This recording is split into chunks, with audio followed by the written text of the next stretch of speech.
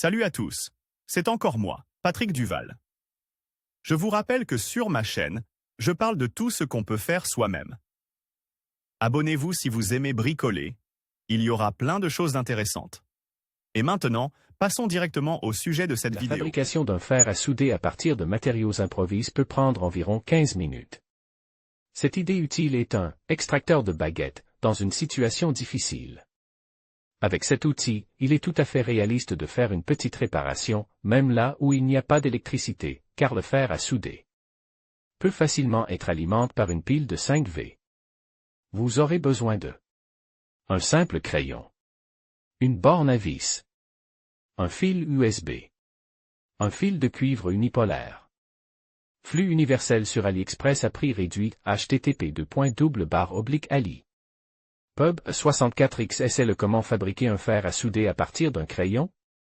La première chose à faire est de vérifier le crayon. Son corps doit être en bois et non en plastique. Vous pouvez le vérifier à l'aide d'un briquet. Le corps ne doit pas fondre. Nettoyez ensuite le crayon à l'aide d'un couteau à papier sur une distance de 1,5 cm. Préparez le fil USB. Les extrémités des fils doivent être dénudées sur 2 cm. Torsadez un fil sur la tige de graphite. Puis, à une distance de 0,5 cm, un autre fil. Prenez une borne à vis. Placez-la sur la tige et fixez-la soigneusement à l'aide d'une vis. Pour fabriquer un dard de fer à souder, il faut utiliser un fil de cuivre épais. Pour ce faire, nous aiguisons un code sur du papier de verre. Mordez-le et insérez-le dans la borne. Fixez-le avec la deuxième vis. Le fer à souder est prêt.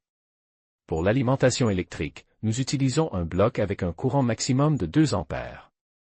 Le fer à souder fonctionne normalement. La distance entre les électrodes et la tige de graphite permet de régler la puissance de chauffe.